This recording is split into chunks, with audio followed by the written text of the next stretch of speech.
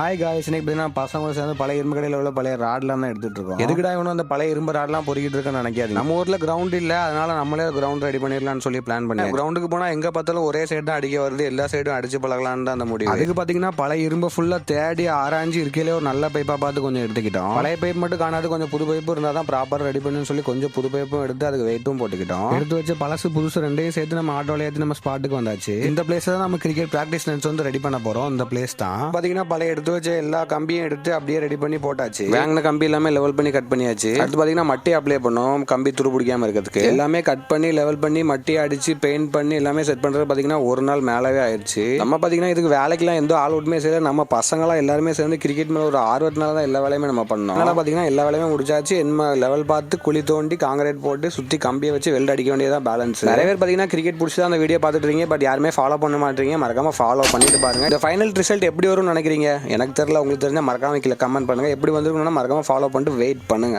நெல்லை Eshan subscribe பண்ணுங்கன்னா தெரியுமா, இதுக்கு நீ கேட்கவே வேணாம், கிரிக்கெட்னாலே ஆல்ரெடி சப்ஸ்கிரைப் பண்ணிடுவாங்க.